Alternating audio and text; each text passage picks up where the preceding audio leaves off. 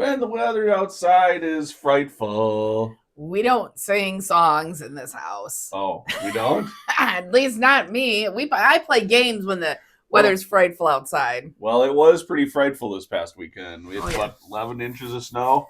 11 inches. Like most of the U.S. had a good... well, most of the upper Midwest. Upper Midwest, We're not like most of the U.S. Anyways, I don't know what you do when it's nasty weather outside, but we just hunker down and play games all day. So, Gameageddon starting up next.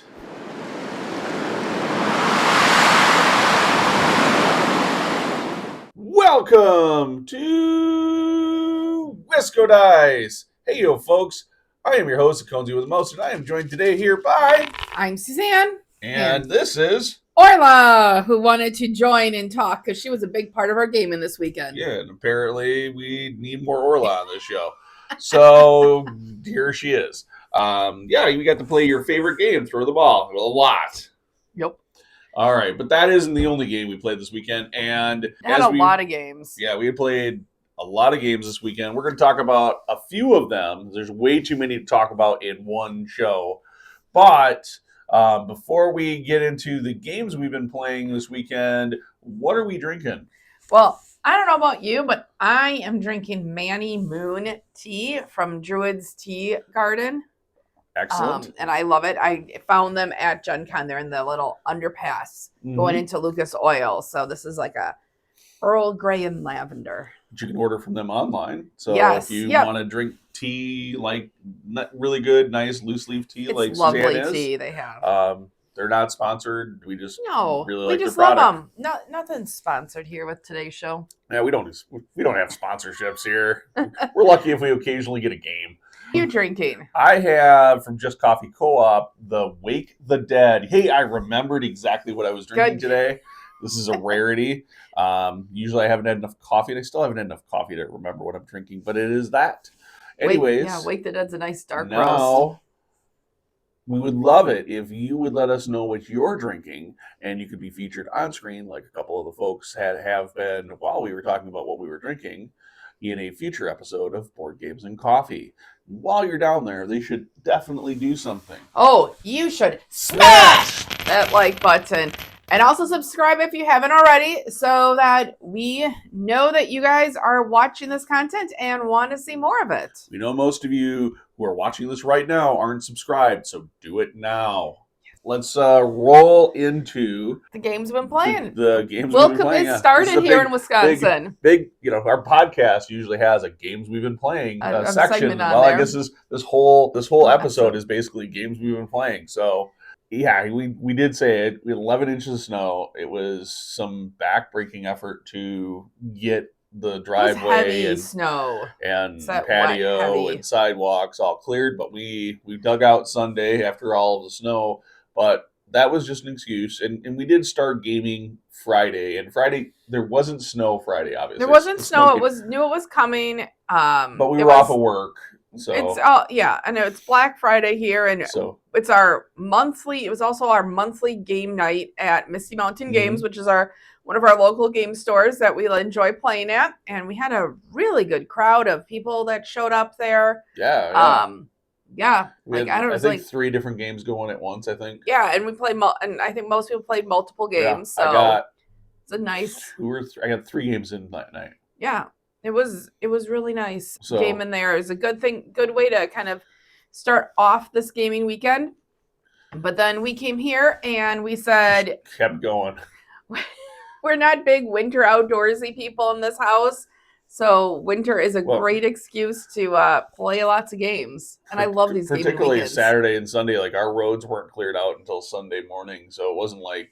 Oh, yeah. We couldn't go anywhere unless it was an emergency. Yeah. And even that, oh my gosh. Yeah, we would have had to get the truck going. So anyways, we did hit 14 different games over the weekend, and we made a significant dent in our looking for players table. And nothing what is the looking for players table, by the way? So looking for players table is what many people call their shelf of shame. Ours got so big it takes up its own table. Mm-hmm. And we have these signs when we go to conventions that say looking for players. and I had stuck it on the table, and it's now our looking for players table. It's games that we played. Yeah. And we just haven't played yet that have come into this house, and we have not played that particular copy of the game. Absolutely. And looking for players makes it sound less negative, right? Yes. I think nobody should feel negative about collecting board games. If you've got the finances that you're able to buy the games you want, and or maybe you think you're going to get to them eventually. There's some reason that you own them, and it's cool. You should there's kidding about it. So we call it the looking for players table because it's just a little more positive. Yes. Yep. And plus, it's a table. I mean, obviously, not for much longer. Hopefully, I'm going to try to get that cleared before January. Well, one of my gaming resolutions this year was supposed to be to play everything that we had at the beginning of the year on there. For many, many reasons, that is not happening. But the table is looking better than it did. We made a dent for sure. Yep. But anyway, so enough about the table. What games did we pull off of that table, Ben? Actually, or didn't even get to the table. The first game we managed to keep from getting to the table. So we talked about being at Misty Mountain Games on Friday, where it's Black Friday. Great deals on a bunch of stuff. I bought a bunch of Warhammer stuff. I mean, there was Warhammer the Old World kits for 50% off. I was like, yeah, buy them, please. I've been eyeballing a couple of kits for a while. Yes, but I don't play that, so we didn't play that this weekend. I got a board game that was on my list of games I wanted to check out at Gen Con. I was able to look at it but not get a demo, and I wasn't really sure from what people were telling me. It didn't look good at the Gen Con. Yeah, and when people were, how it was described at Gen Con, I'm like, well, this is not what I was saying. But some friends of ours that game, they had brought it to one of our game days, and I played it. I'm like, no, this is what I was expecting from the initial description. It's called Tea Garden by Capstone Games.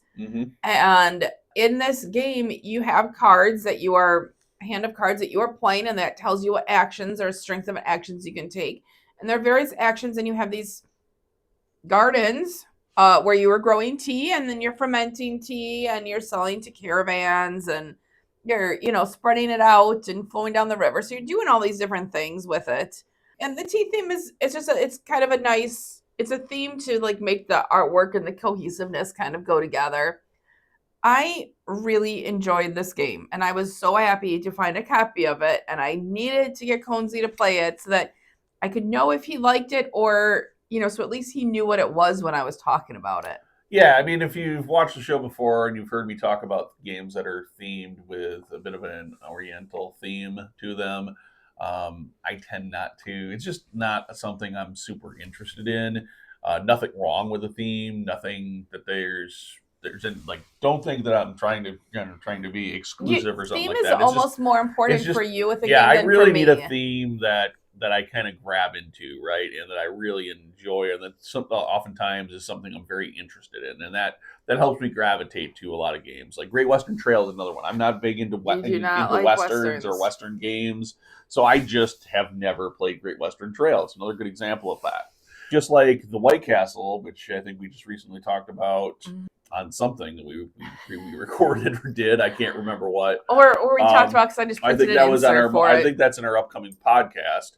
The gameplay was actually pretty good. I really did enjoy the gameplay aspect of it. I'm definitely excited to play it again.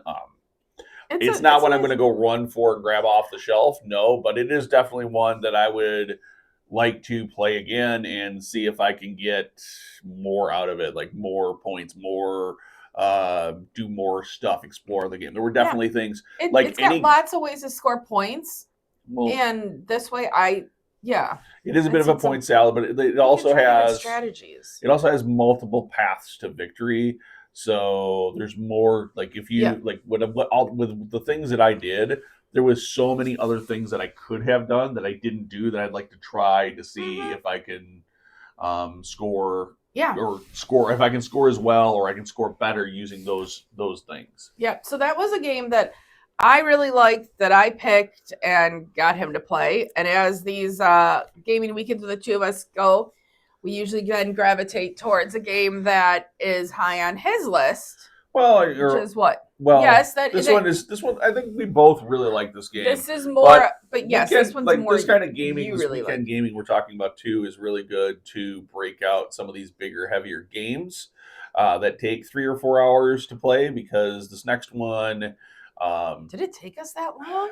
It takes, when I run this, if I run this at like a convention, I need a 4-hour window to run it. Wow! And I don't know that it took us that long. I think because it took us about 4 hours. I think by the time we broke out the expansion, figured out how to get the expansion, then figure out how to get the game back into the insert into the box, setting it up and tearing it out. So this game is Nucleum, and this we were playing it with the Court of Progress expansion for the first time. So we had not played it with that expansion. It's been sitting on the Looking for Players table for quite a long time, almost a year, and yeah, I wanted to play it. We still have, I think, the Australia expansion we need to try for Nucleum. Yeah, we haven't tried that one yet. So that's still sitting over there. Expansion can work with Australia. But Nucleum, I mean, basically, you have in the game. By the way, Board and Dice is the publisher. In the game, you have these rail tiles, and these rail tiles have all of the various. There's 2 different actions that are printed on every single rail tile. And you have the option of, when it's your turn, to place one of these rail tiles either above your player board or to put it on the map, assuming that you have the right conditions to be able to do these things. Well, putting it on top of your player board, you can always do. You can't put it on the map without certain resources. But when you put it on the map, you're building out a network of interconnected cities that you can connect through both your rail as well as your opponent's rail lines that they establish to interconnect cities. And then you're basically in the like 1900s. It's like it's like an alternate reality. Alternate reality where they've discovered nuclear power during the Industrial Revolution. So they call it Nucleum, and you have uranium mines where you're trying to get them to power nuclear power plants that eventually pop up on the board throughout the course of the game. And it's a big, heavy, crunchy Euro that I have found very, very satisfying. And it's one of those Euros from Board and Dice that actually has a bunch of color. Like they found out that there's something other than beige and tans and brown colors. Yeah. So there's reds and blues and purples all over the map, and it's a really pretty game. Yeah, and the colors are really helpful in it. And with this expansion though that we added on, it's called the Court of Progress, so it's got these different kind of like political parties, which get you benefits when you go there, and depending on who the leader is. When I was first reading the rules, I was a little worried that it was too much like the Turmoil expansion in Terraforming Mars, which is my least favorite expansion. I like that expansion. I know you do, and this is like it's similar. It's very similar. Yeah, because it's this majority like rules, and you have to time it right and kind of predict what's going to be going over there and what's going to happen. And the limiting factor is hard for me. The limiting factor is that you send workers over there. Yep, and then they're which there. Which means you don't have workers for placing rails on the board, or you don't have workers for getting your uranium and turbines out. So all of a sudden, it really makes it even more resource intense. And so if you're choosing to do that stuff with that Court of Progress expansion board, you're limiting yourself unless you have. It puts more emphasis on worker generation, whereas I think in base game Nucleum, I always felt like it was more important to get money generation. So I started with my normal hey, I'm going to try to get my money generation going. And I started with worker generation, and I was so handicapped on workers most of the game. I did get a decent number of points from this board, like nothing extraordinary, but I felt like it was a way to help even out. Like our score was pretty close at the end of this game, which is not, I don't think is what it usually is for Nucleum. This is a game that you excel at when it's playing against me, when it's just the two of us. Mm-hmm. I've struggled with this game, which is why it's not one of my favorite games. It's a really good game. It is. I think it's a really good game. I think when we first learned it, we got a few rules twisted the first time or two that we did, and it's been very difficult for me to untwist them in my head.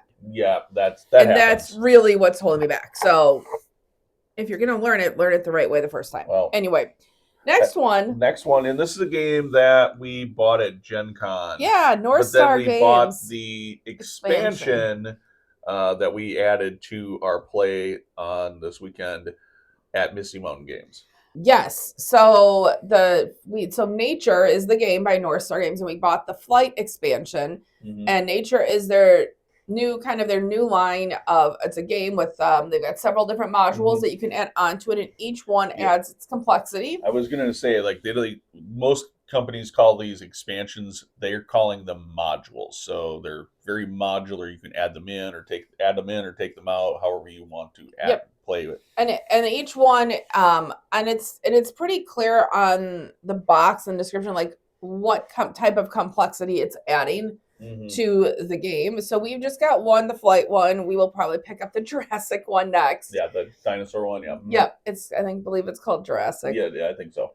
So, in this game, you are basically creating different species with different cards in your hand. You're increasing their size, the population, their abilities that they have. They can be hunters, they could be foragers, and with the Flight, you can have birds that migrate that don't give you some of the end game scoring points. This game, they have an implementation on BGA, which, I like BGA, but there's an implementation on Steam that North Star Games gave us the code so we could try it out, trial of it. And I tried it, and oh my gosh, I was blown away by it on Steam, and it plays lovely on Steam, and the animation is so cool, and it helped me actually understand and get better at this game, which you seem to get. Again, this is one that Conesy seems to get better when we're playing the physical copy of it, or at least predicting and stopping me from being able to hunt his species.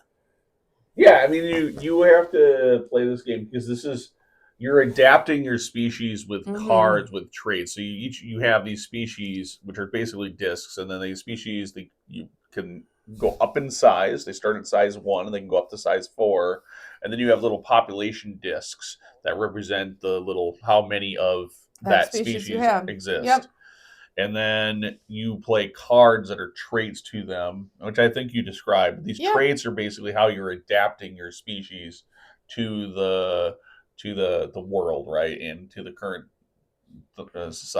So some of those things, like there's a watering hole where there's only so much food each round that is placed, and so you're competing with your other players at the game to get that food to be able to feed all of your population. You can only feed one. You have to go in turns to grab from that. So it's really important to manipulate how many food you get from that when you go to grab.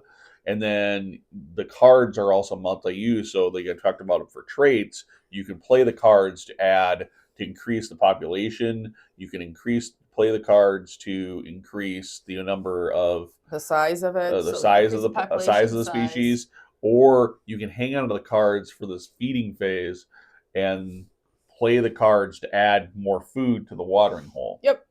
Of course, if you're a predator, you instead of getting food from the watering hole, you are getting food by effectively attacking any other species on the board, including whether it's your own or somebody else's. And that is a key thing. Like, if you know that everybody else is really good on defense and you've got a predator, you could set up one of your species and set that predator up so that it's minimal impact when you attack your own species, but you get a bunch of rewards.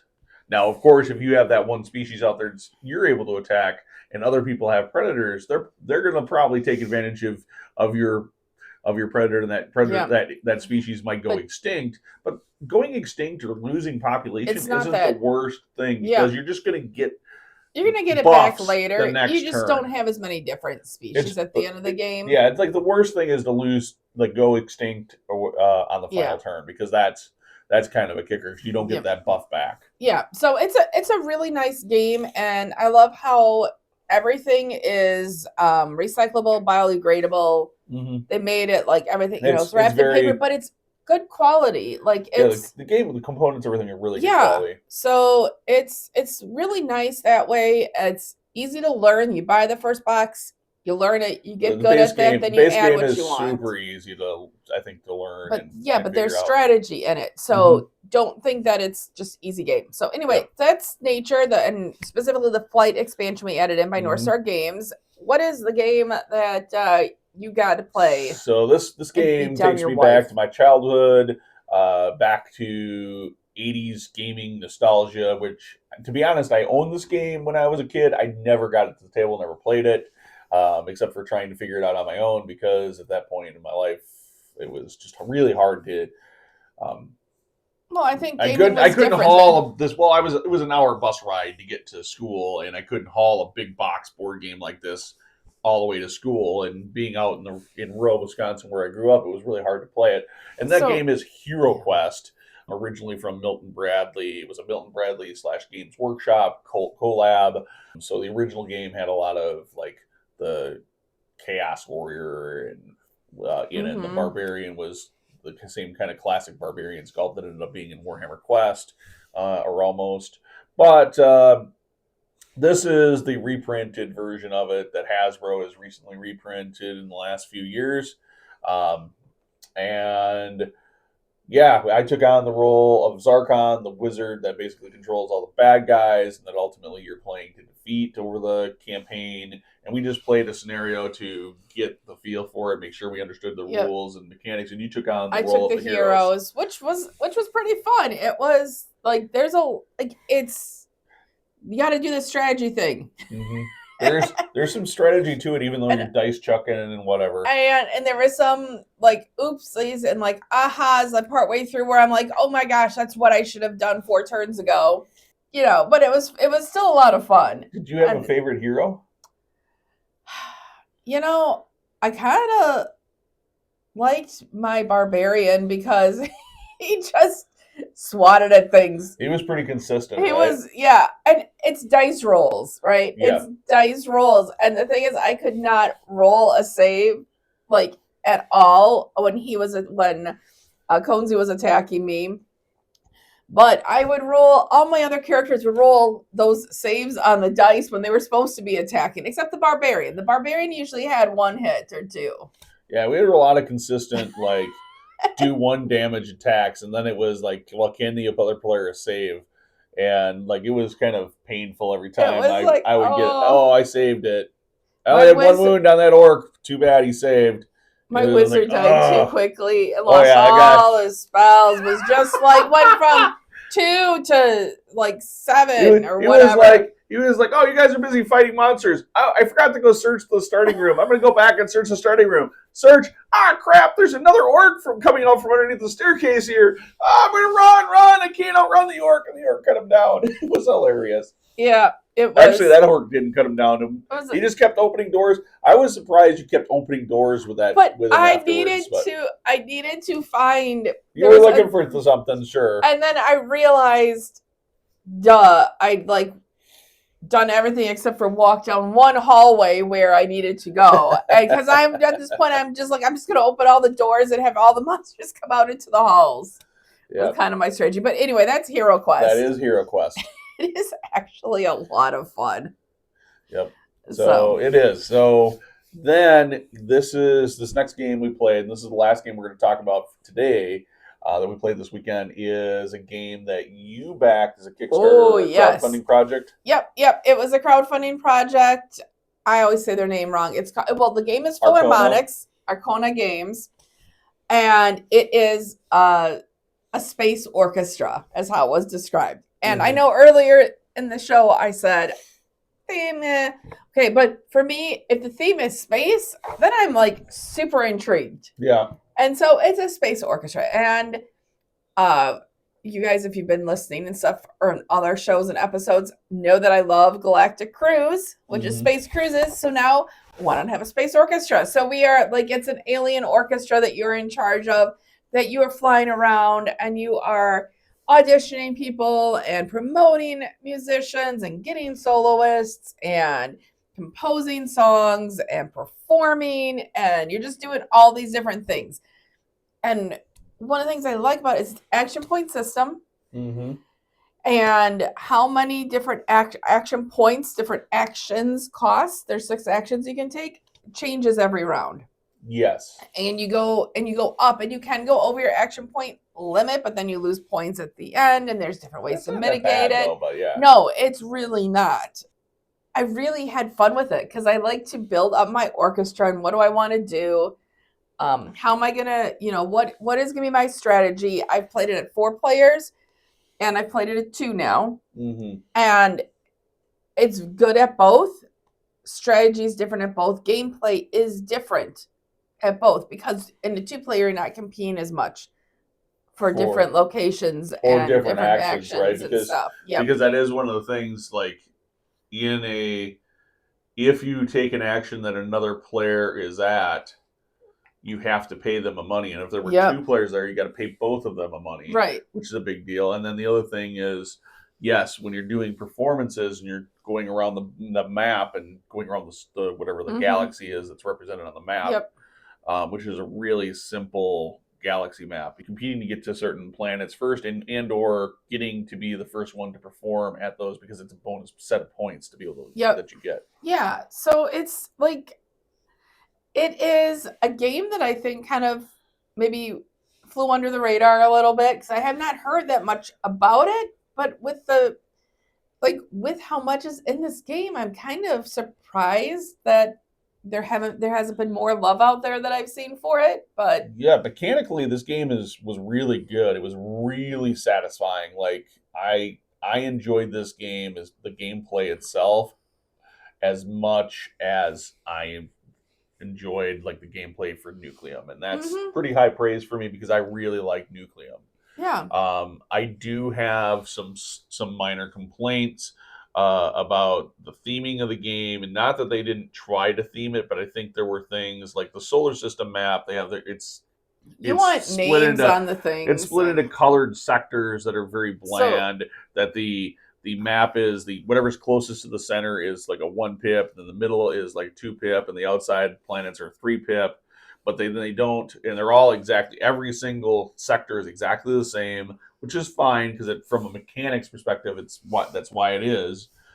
But they could have done more with that, I think, and then they could have they could have named those sectors just as little details to just kind of help enhance There's the just not the a little bit more. Like in the example, like Nucleum, all the cities have names, right? And to help you feel like you're playing in the neck of the woods, that in the part of the world where the game is set in, right? And this, it's just a generic galaxy that you're touring around these various sectors in space to give these performances to. So even if same with same with like the patron cards. I don't think there were names on any of the patron cards. It was cool art. Like the art was cool. The art's you could have given me a little more theme. Like help me get into. I think the game is asking you as a player to add that if you want it to, versus which there is maybe a merit to that. But I would prefer, like, I want to know more about your world because, hey, if this world is really cool and I'm into the theme of this world, you put out another game with that's set in this setting. I'm gonna be already invested in it and maybe want to play it and check it out. Yeah, I'll have to double check the patron cards and the rule book because there is a description of all of them, and I